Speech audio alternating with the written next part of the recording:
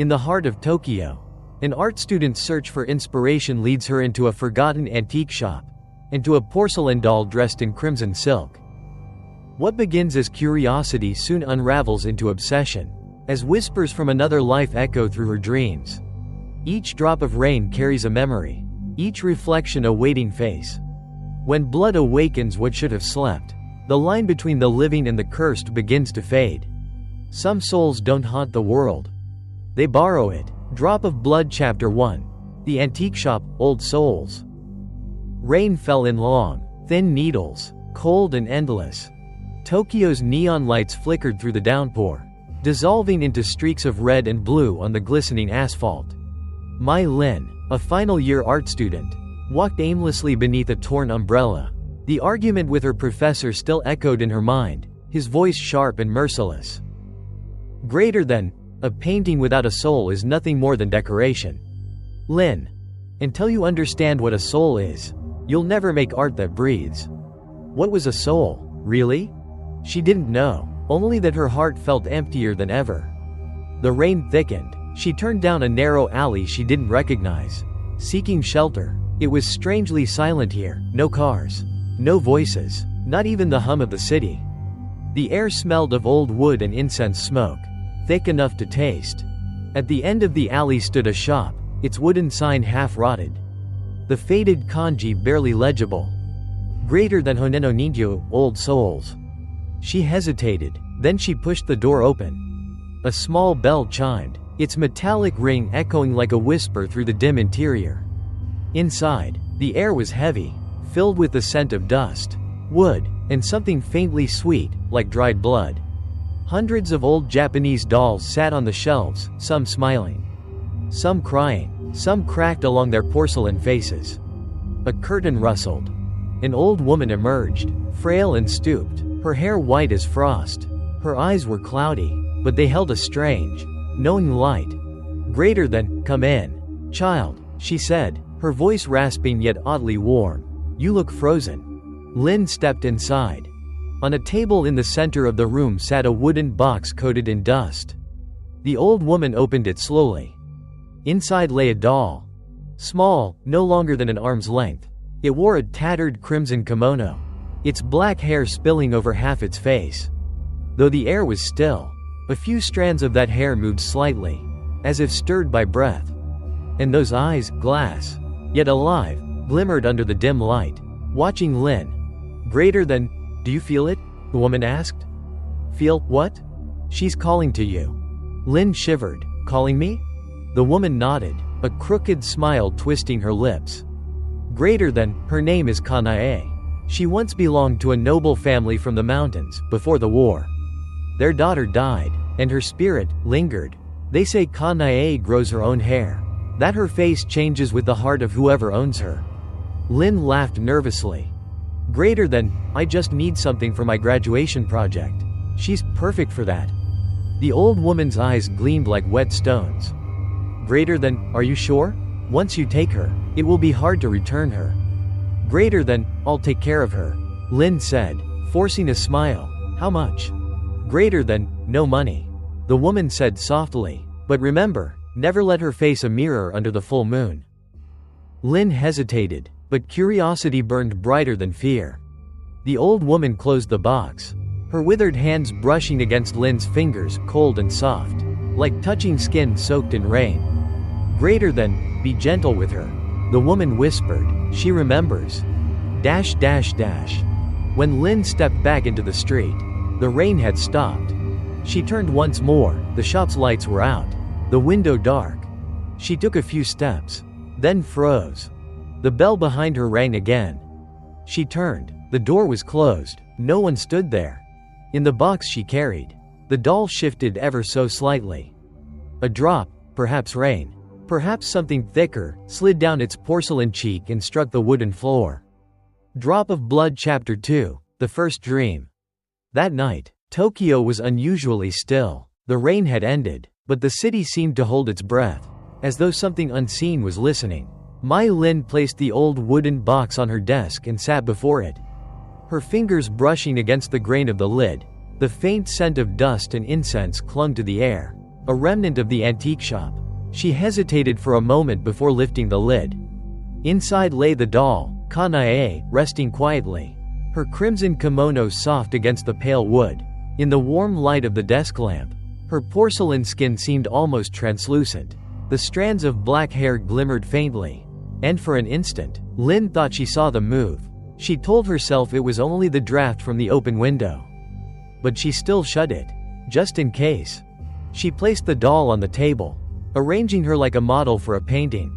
Tomorrow she would begin sketching. Tonight, she only wanted to rest. Yet even as she turned off the light, the image of Kanae's face lingered behind her eyelids. Those eyes, empty, yet too alive, seemed to follow her into sleep. When the dream came, it arrived softly, like fog seeping through a crack. She stood in a hallway she didn't recognize, lined with paper walls that breathed faintly, swelling with each of her steps. The air smelled of old tatami and ash. At the end of the hall, a door slid open soundlessly. Beyond it lay a dim room bathed in the glow of candles. In the center sat a little girl in a red kimono. Her back turned, her hair was long and glossy, reaching all the way to the floor. Lynn tried to call out, but no sound left her lips. The girl turned slowly. Her face was pale and round, her eyes wide and black as ink. She smiled, a small, deliberate smile that stretched too far. "You found me," the girl said in a voice both childlike and ageless. "I've been waiting for you." Lynn woke with a start.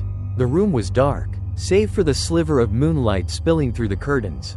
Her skin was damp with sweat, her pulse racing. On the desk, the wooden box lay open. She was sure she had closed it. Kanae sat upright inside, her head slightly tilted, her glassy eyes fixed on Lynn. She rose, heart pounding, and crossed the room. The air had grown colder. The doll's expression was the same, serene, delicate, but something had changed. The hair, it seemed longer than before, a few new strands curling over her shoulder. Lynn's breath caught. She touched one strand, almost afraid to feel it. It was soft, too human. A chill ran down her spine.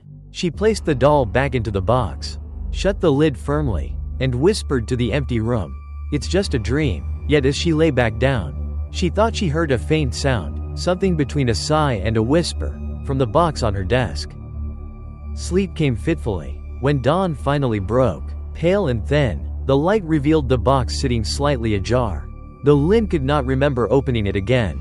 Inside, Kanae smiled gently, and a single strand of hair rested on the edge of the wood, swaying to a wind that did not exist. Drop of Blood Chapter 3, The Whispering Hair. The following days passed in uneasy silence. Mai Lin tried to convince herself that everything she had seen, the dream, the movement of the doll, the faint whisper in the dark, was nothing more than fatigue and imagination. Yet even as she painted, the image of Kanae hovered at the edge of her mind, a shadow refusing to fade. She began her graduation project, a series of portraits exploring the line between the living and the inanimate. Kanae became her subject. The doll sat by the window where the afternoon light fell soft and gold, her crimson kimono gleaming faintly, her black hair cascading over her shoulders. Lynn painted for hours, lost between brushstrokes and silence. But the longer she painted, the more she felt the doll watching her back. Once, while changing her palette, she thought she saw the doll's head turn slightly toward her.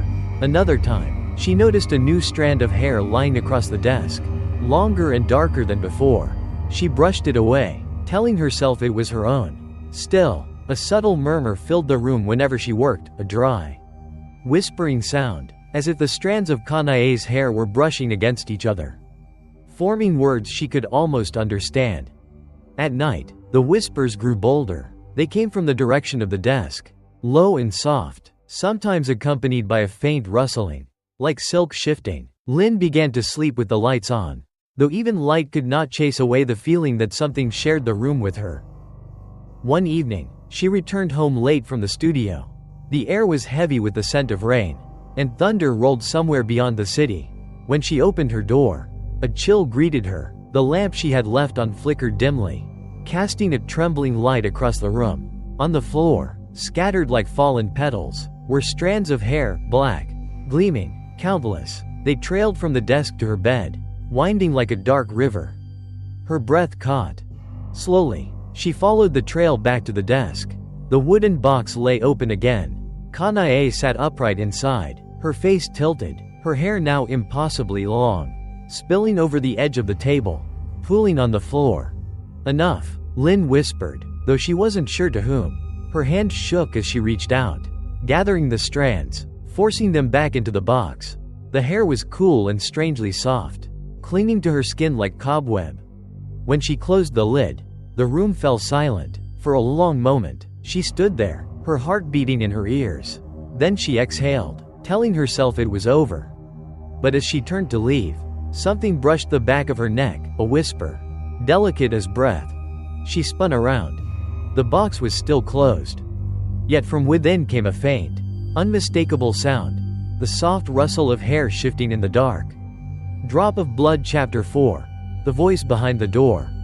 The whispering stopped 3 days later, but the silence that replaced it was worse. It hung in the apartment like heavy fog, thick, watchful, waiting. Mai Lin moved through her daily routine as if underwater. Each sound dulled, each movement followed by the weight of eyes she could not see.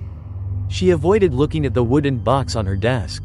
Sometimes, she thought she could feel its presence even when she wasn't home, as though the air around her carried its breath. That night, the city outside was unusually quiet. The rain had not returned, and the sky was a deep, unmoving gray. Lin sat at her desk, sketching the outlines of Kanae's face from memory, trying to prove to herself that she was still in control of something, anything. But every time her pencil touched the page, she hesitated. The eyes she drew never looked the same twice. Sometimes they were glassy, lifeless, sometimes too alive. By the 5th attempt, her hand was trembling. A sound broke the stillness. It came from the hallway, soft at first, like fabric brushing wood, then, distinctly, the creak of a floorboard just beyond her door. Lin froze. Her apartment was small, she should have heard anyone entering. She listened, nothing, only the faint hum of the refrigerator and her own heartbeat. She told herself it was the pipes, the wind, anything ordinary. But then it came again. Creak, creak, slower this time. As if something was moving deliberately toward her door. Her breath caught in her throat. She rose, every muscle stiff, and stepped silently across the floor. The sound stopped the moment she touched the doorknob. "Who's there?" Her voice was barely more than a whisper. No answer. The silence pressed closer, alive and thick. Then, from the other side of the door, came a voice, small, childlike, and impossibly close. Greater than, "Open it. Mother, it's cold out here." Lin's blood turned to ice. She stumbled back, shaking her head. Greater than, "No, no. That's not real. You're not real." The voice came again, softer now, almost pleading. Greater than, "Please, I'm cold. Don't leave me outside again." Something brushed the door from the other side. The faint scrape of nails, or porcelain, against the wood. Lin clamped her hands over her ears, whispering to herself again and again, "It's not real. It's not real." But when she looked up, the doorknob was slowly turning. Once, twice, then it stopped. The air thickened, pressing on her chest. She took one trembling step toward the door. Her reflection quivered in the glass of a picture frame nearby, pale, wide-eyed, her mouth open but soundless. She reached out and turned the lock. The knob clicked. The door swung inward. The hallway was empty. Only the cold draft of night air slipped through, carrying the faint scent of damp earth. Lin stood motionless, listening. Far below, the building's old pipes groaned, but nothing else stirred. She almost laughed, relief rising and dissolving into a shaky exhale. She closed the door again, bolted it, and turned, only to stop halfway. The wooden box on her desk was open. She knew she had closed it that morning. From inside, faint and clear, came the same voice as before, now no longer outside but inside the room. Greater than, "Thank you for letting me in." Drop of Blood Chapter 5. The photograph. The morning came colorless, a pale blur between night and day. Mai Lin had not slept. She sat at her desk with her head resting on her arms. The smell of rain and candle wax thick in the air. The wooden box stood closed before her, its surface slick with a faint sheen of moisture, as though it had been breathing in the dark. She told herself she would return the doll today, that she would walk back to the antique shop and leave it there. No matter what the old woman said. Yet every time she looked at the box, something within her resisted. Curiosity, perhaps, or the faint pulse of another will beneath her own. When she finally dared to touch it, the wood was cold enough to sting. She lifted the lid slowly.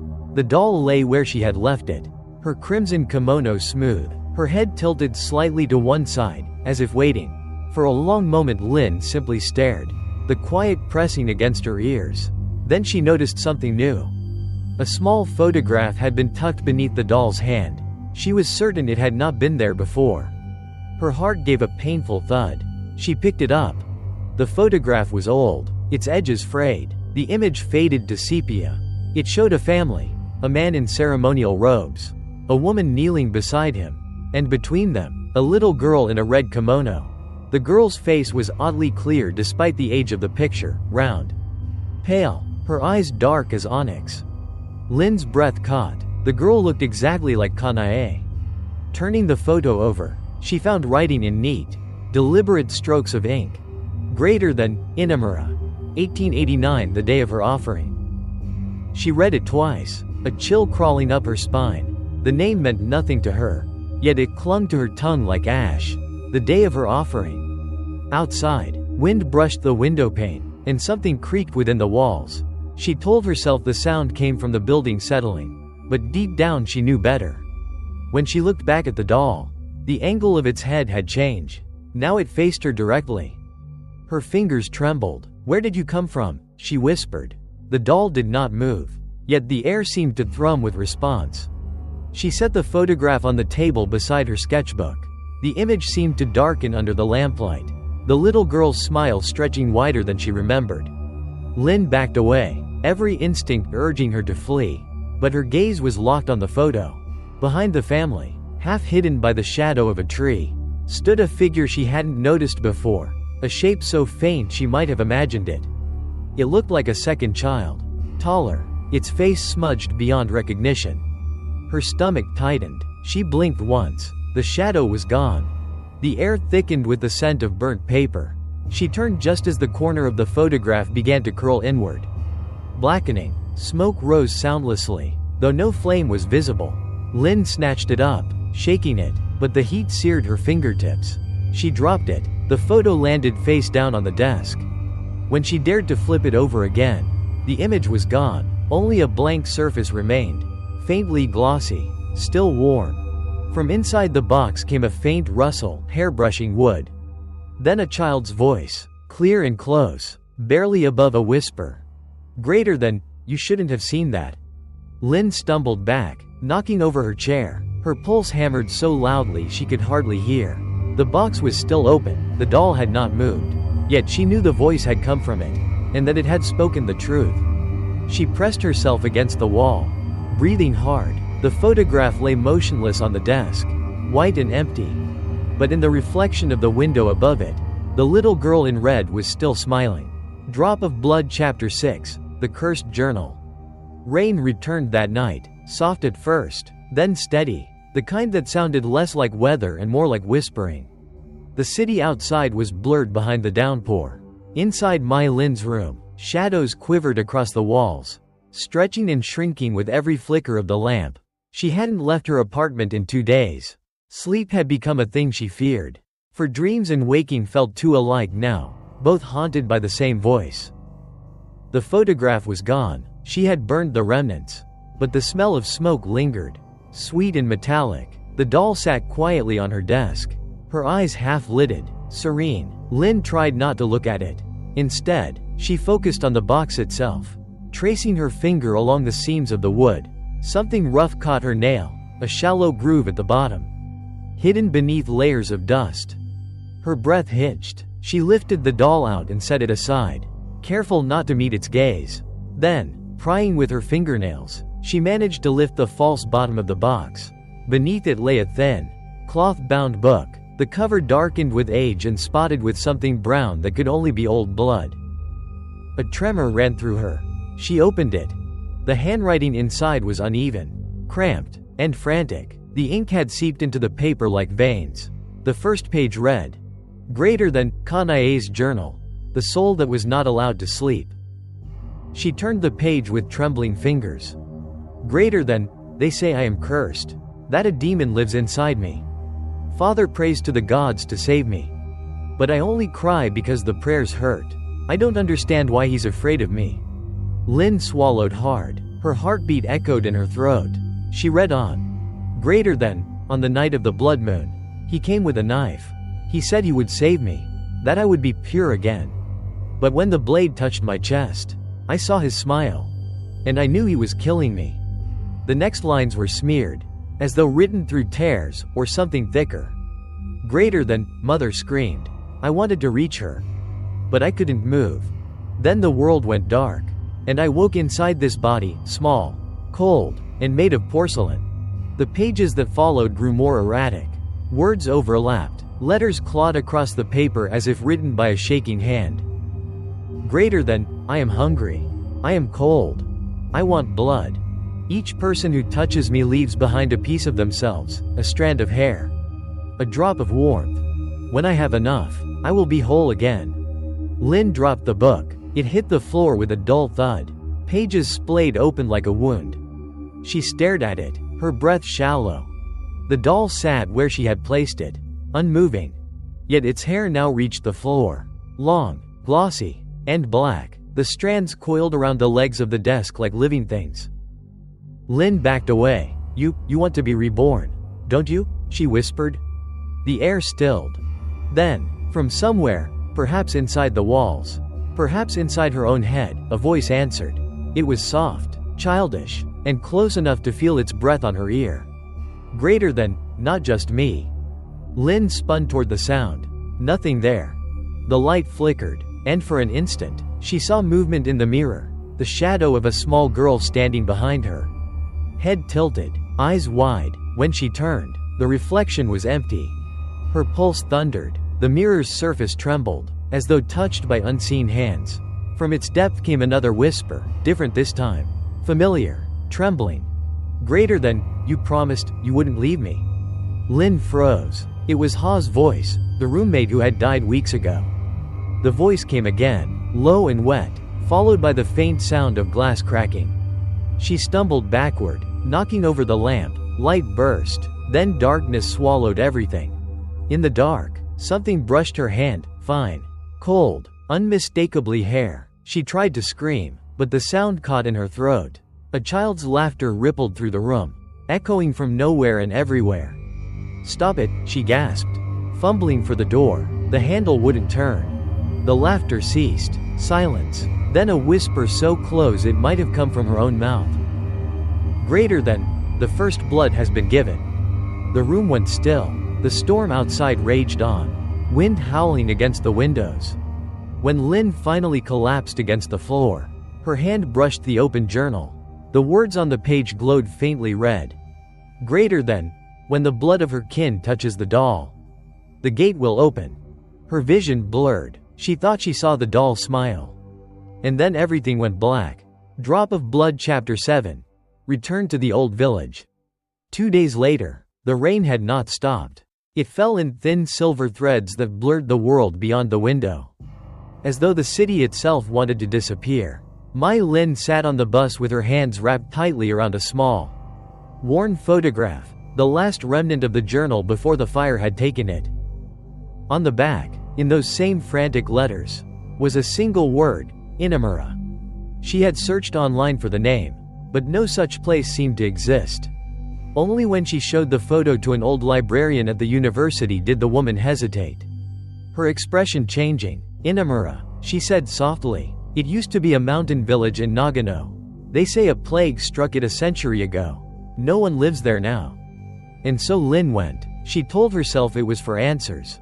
But the truth was simpler. She couldn't stand the silence in her apartment anymore. Couldn't stand the feeling that every breath she took wasn't hers alone. The bus rattled through the mountains. The sound of rain on metal like 1,000 whispering voices. Outside the window, the forest thickened, the road narrowing until it seemed to vanish into mist. The driver, an old man with deep lines carved into his face, glanced at her through the rearview mirror. Greater than, "Where are you heading, miss?" "Inamura," she said. The man's hands tightened on the wheel. "No one goes there. I just need to see it." He was silent for a long time before muttering, almost to himself, "If you see someone in the fog, don't answer them, even if they call your name." The bus dropped her off at the end of a dirt road. The air was heavy and wet. The forest smelled of pine and rust. A broken wooden sign leaned in the mud, its painted kanji nearly erased by time. "Greater than Inamuramura Inamura." The wind carried a faint sound, bells. Soft and uneven. Somewhere beyond the trees, something was moving, too quiet to be an animal. She followed the path deeper into the fog. The village revealed itself piece by piece. Abandoned houses. Roofs collapsed under moss. Doors hanging by a single hinge. A child's sandal lay half buried in the earth. Every window she passed was dark, but she could feel eyes behind them, ancient and patient. She turned a corner and nearly screamed.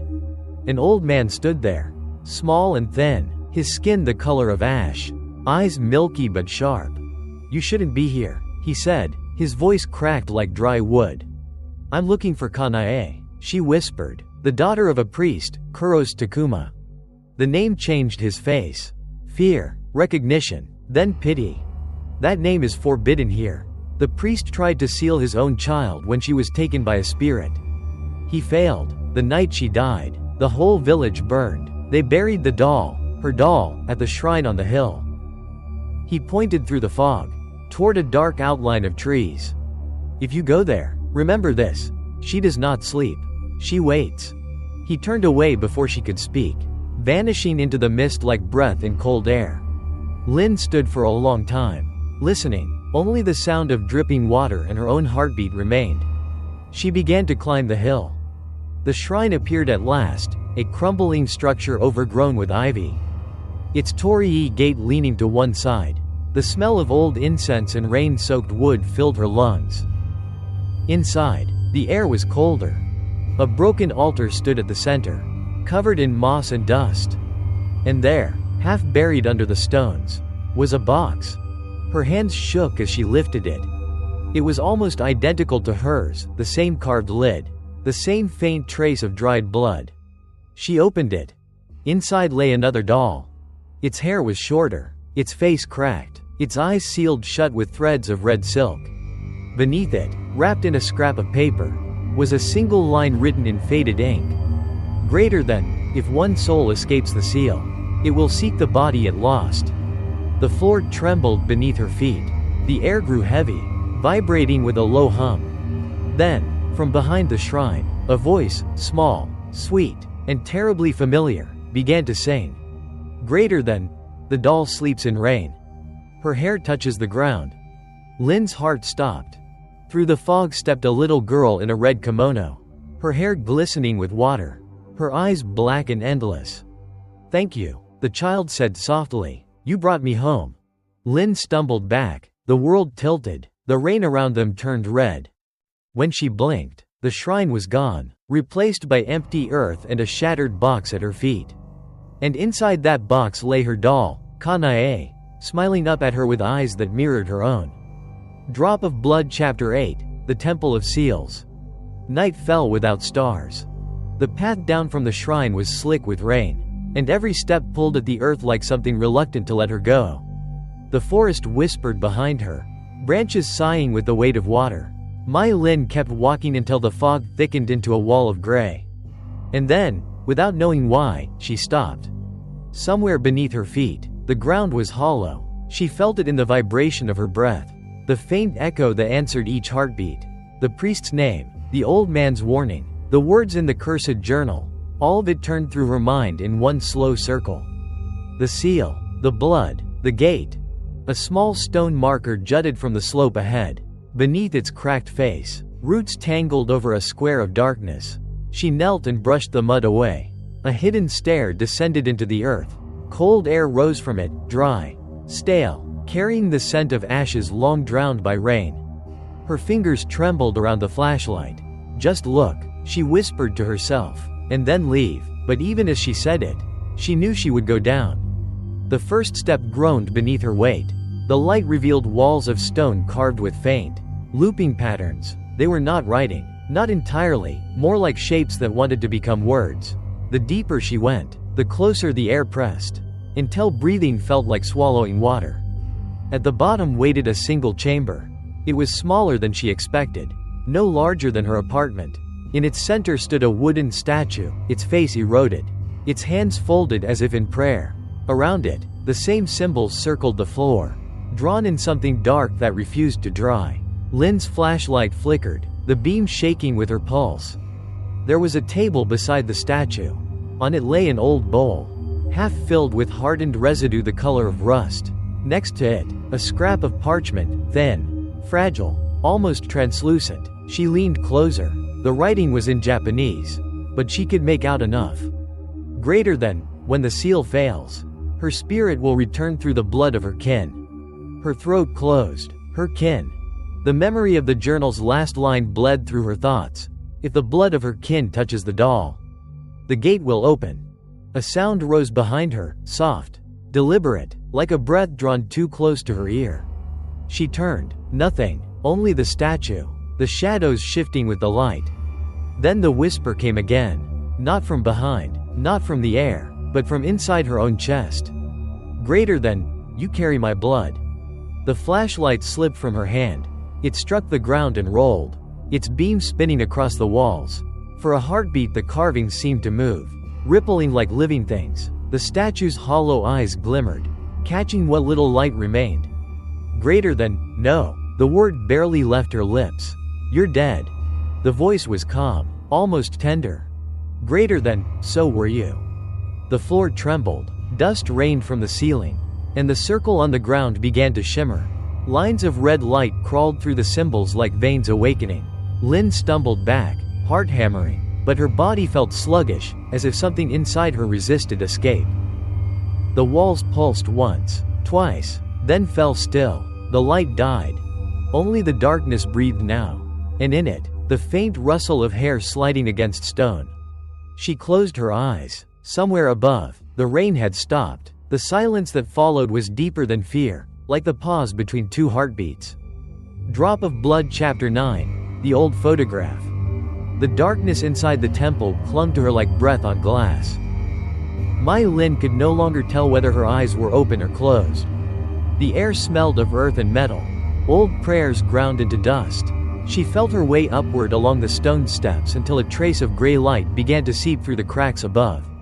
When she reached the surface, the forest had changed. The fog was thicker, the rain gone, and yet the leaves still dripped as if time itself refused to move forward. Her body ached. Mud clung to her skin. The box she had found in the shrine hung heavy in her bag, as though it carried more than wood and porcelain. She wanted to leave, to run until the road found her again, but a quiet voice at the edge of her mind said, "Not yet." She stopped beside the ruined Torii gate. Something pale lay in the grass, a folded piece of paper, softened by rain but untouched by mud. Her fingers shook as she picked it up. It was a photograph. At first, she saw only blurred outlines.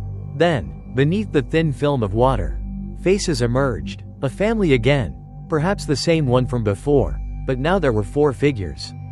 Not 3. The 4th was faint, half erased by time, standing just behind the child in red. The face was unfamiliar and yet not. The longer she looked, the more it seemed to shift, reshaping itself into hers. Her pulse quickened. She turned the photograph over. The back was blank except for a single line, written in fresh ink that had not been there moments ago. Greater than, the blood remembers. The words bled slowly into the paper until they vanished. A drop of water, or perhaps something thicker, fell from her hand onto the ground. She could not tell whether it came from the rain or from her own skin. A memory rose unbidden, her mother's voice, soft and fading, telling her of a distant ancestor from the mountains. A child who had died too young. The name had never been spoken, but now it hovered in her mind like a whisper from another lifetime, Kanae. Her stomach turned cold. The journal's lines echoed, "When the blood of her kin touches the doll." If what the old man had said was true, if the spirit sought its blood, then she had already given it. Every cut from the shattered glass, every drop spilled in fear, had been enough. The forest leaned closer. Every tree seemed to breathe. The photograph slipped from her fingers and drifted to the earth. Face up. For a moment, the eyes of the little girl in the picture gleamed with light that did not belong to the sky. Lynn closed her eyes, pressing her palms against them until she saw nothing but red. When she opened them again, the photo was gone. Only the damp imprint remained. A shape like a shadow burned into the ground. Somewhere behind her, the sound of a child humming rose and faded with the wind. The melody was the same one she had heard in her dreams. She didn't turn around, she only whispered, barely audible. Greater than, what do you want from me? The answer came not as words, but as warmth spreading through her veins, a heartbeat that was not hers. Pulsing beneath her skin. Drop of Blood Chapter 10, The Return. Dawn came pale and thin, seeping through the mist like water through cloth. Mai Lin left the village as quietly as she had entered it. The path was slick with dew, the trees dripping with the remnants of rain. No wind, no birds, only the slow rhythm of her footsteps, swallowed by the hush of the forest that seemed to breathe behind her. She no longer remembered how long she had been walking. Each time she turned, the trees appeared closer, their shapes subtly rearranged, as though the forest was following. The backpack on her shoulders grew lighter, but she knew the wooden box was still inside. She had tried to leave it at the shrine, but when she awoke, it had been in her hands again. It had chosen her, not the other way around. At the roadside, a bus waited, just as before. The same old driver sat by the door, cigarette smoke curling around his weathered face. When he saw her, his eyes narrowed. Greater than, you actually went down there, didn't you? She didn't answer, she only nodded. The man sighed and crushed his cigarette beneath his heel. Greater than, you brought something back, girl. Something that doesn't belong to the living. Her voice was hoarse. Greater than, it wouldn't stay. The ride back to Tokyo was wordless. Rain streaked across the windows, dissolving the world outside into gray motion. Each time Lynn closed her eyes, she saw flashes of the temple, the red circle glowing, the carvings trembling, the doll's eyes half open. She told herself they were memories. But the whisper that lingered in her ears said otherwise. Greater than, you promised you wouldn't leave me. She turned toward the empty seat beside her. A wet mark darkened the cushion, shaped like the weight of someone sitting there too long. Her apartment was as she had left it, silent, small, and colder than before. She set down her bag, meaning to throw the box away. But the moment her fingers brushed the lid, she froze. The wood was icy, and beneath it came a faint sound, soft, steady, like the beating of a small heart. Greater than, no, she whispered. That's not possible. The sound stopped, the silence returned, heavier than before. Only the clock ticked, each second echoing like a pulse. She went to the bathroom and splashed water on her face. When she lifted her head, her reflection stared back, one brown eye, one black. For a moment, it wasn't her at all. The hair longer, the smile wrong, and a voice, gentle, almost loving, whispered from the other side of the glass. Greater than, we're home now. Steam clouded the mirror. She wiped it clean, and her face returned, pale and trembling. That night, she placed the box on her desk and ran her hand across the lid. Greater than, if you want to stay, she said softly, then stay quiet. No answer. Only the dark, thick, still, listening. She turned off the light and lay down. Sometime after midnight, in the edge between waking and dream, she heard the rain begin again. But within the sound of rain came another, a faint melody. The voice of a child singing softly. Greater than, the doll sleeps in rain. Her hair touches the ground. Lynn didn't open her eyes. She knew if she did, she might see someone sitting beside her bed. And she no longer wanted to know who it was. Drop of Blood Chapter 11, The Mirror Song. The nights had become longer. Even when the clock struck morning, the apartment stayed dim, as if the light no longer trusted the room. Mai Lin lived in that half-world between sleep and waking, her body moving through habit while her mind floated somewhere just behind her eyes. It began with the sound. A tune so faint she thought it was her own breath whistling through her teeth. Then it came again, clearer, a child's voice, humming the lullaby she had heard in the village.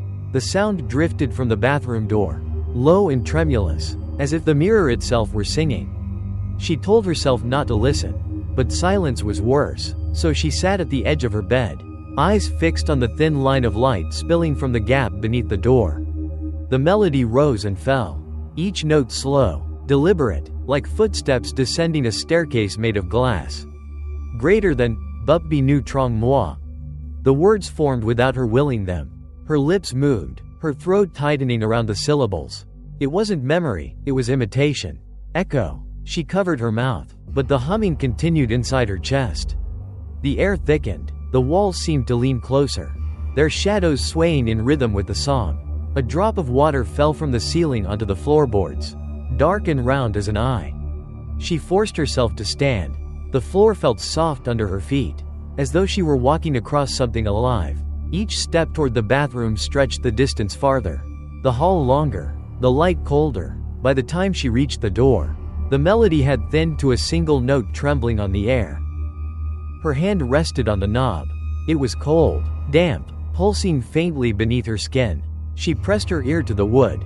On the other side, someone was breathing, slow, careful, waiting. Greater than, who's there? Her own voice came back to her, smaller, cracked. The breathing stopped. For a moment she thought the silence would break her open. Then the mirror sang again, softer now, the voice almost kind. Greater than, come see me. She pulled her hand away. No. The mirror's song deepened, a hum that filled her bones. The air tasted of metal. In the reflection of the doorknob, she saw movement, something pale, something turning. She stumbled back, the melody following her into the bedroom. The light on her desk flickered once and went out. In the dark she could still hear it, weaving through the sound of her heartbeat, fretting itself into her pulse. When she finally sank to the floor, the humming quieted until it was indistinguishable from her breathing. Morning found her there, knees drawn to her chest. The door still closed, the mirror was silent again. Yet when she passed by it later, she saw faint traces of condensation across the glass, tiny shapes. Circular, evenly spaced, like the prints of fingertips pressed from the other side. Drop of Blood Chapter 12, The Echoes of Rain. The rain returned before dawn. It came quietly, threading through the silence of the apartment until the sound filled every corner, soft, persistent, endless. Mai Lin woke to it, unsure whether it was real rain or the echo of a dream. The air tasted faintly of rust. The box on her desk sat where she had left it, but the wood looked darker, almost wet, as though it too had been standing under the storm. She didn't move for a long time. The rhythm of the rain was steady, hypnotic. Each drop seemed to strike somewhere inside her, somewhere she could not name. The sound blurred her thoughts into one slow pulse. When she finally stood, her body felt lighter, but her shadow did not rise with her. It stayed seated on the bed a moment longer, lagging behind, before stretching reluctantly to follow. She pretended not to see it. The window was fogged. She pressed her hand against the glass, tracing the condensation with her fingertips. The cold seeped into her skin, and in that faint reflection she saw movement, her own outline. But the eyes were not hers. The lips in the reflection moved first. Greater than, you remember me now, the reflection whispered. She closed her eyes. The voice was inside her head and behind the glass at the same time. It carried the rhythm of rain, 1,000 tiny beats blending into a single breath. She wanted to answer, to ask who it was, but part of her already knew. The knowing made her stomach ache. When she opened her eyes again, the window had gone clear.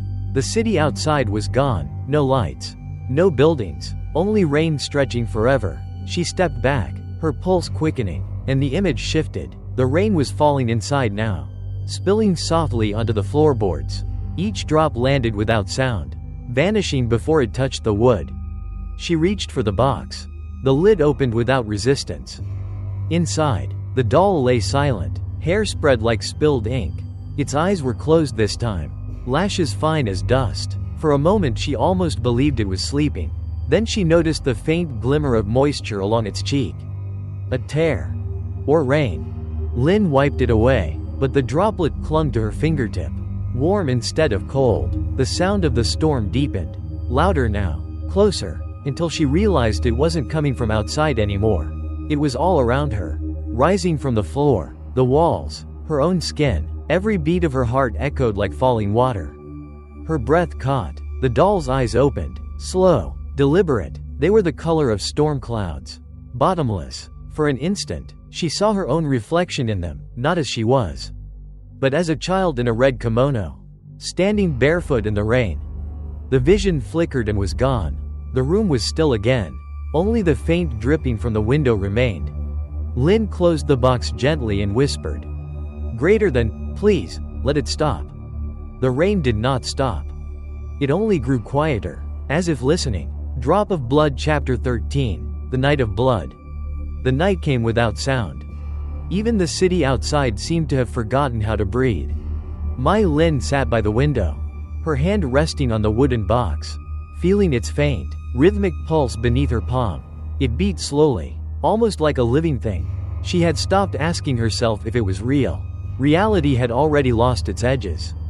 The rain had ended, but the air still smelled of it, wet metal, old dust, something faintly sweet. The apartment was dark except for the thin slice of moonlight falling across the floor, silvering the edge of the desk. The light reached the box but did not cross it. The shadows there seemed too deep, too patient. She whispered, "Kanae." The name no longer felt foreign. It came easily, softly, as though it had always belonged to her. From somewhere in the walls came a sound, like water moving through pipes. Slow and deliberate. Then the whisper began. At first, she thought it was her own breath echoing back at her, but it grew clearer, threading through the stillness with a voice that was not quite hers and not entirely anyone else's. "Greater than, you remember now. You opened the gate." Her throat tightened. She could taste metal on her tongue. "Greater than, what do you want?" The voice did not answer.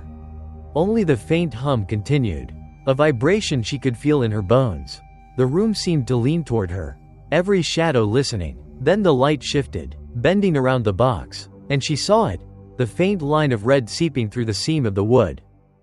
She rose, her legs trembling. The lid shivered once, as if something beneath it breathed. The smell grew stronger, iron and rain and warmth.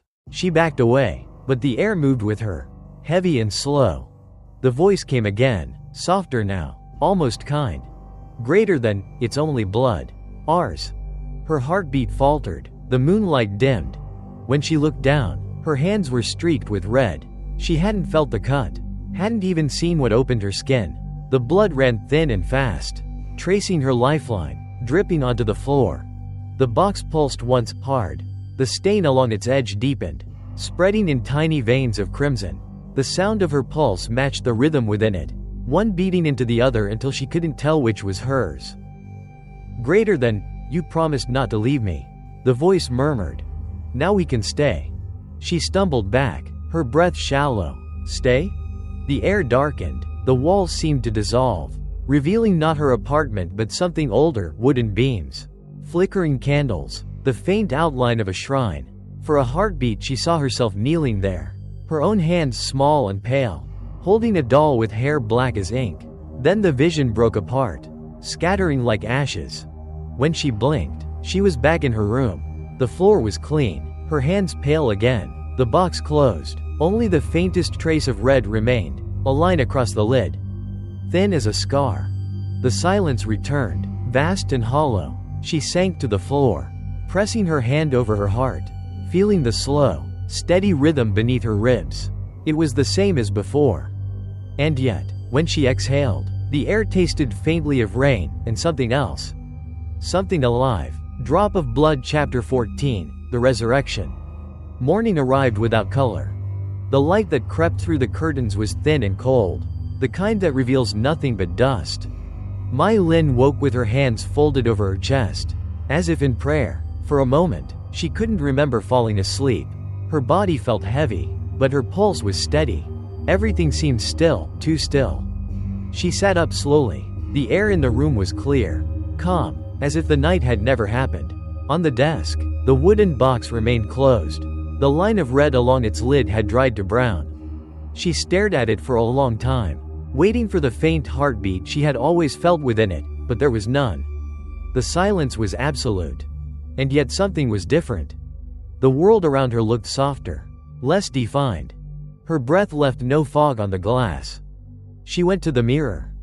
At first, she didn't recognize the reflection. The girl staring back had her face, her hair, her eyes, but there was a stillness in her gaze that didn't belong to the living. Her skin was smooth, too smooth, light sliding across it like porcelain. Her lips moved. "I'm awake." The voice in the glass echoed, half a beat too late. She reached out and touched her cheek. Cold, harder than it should have been.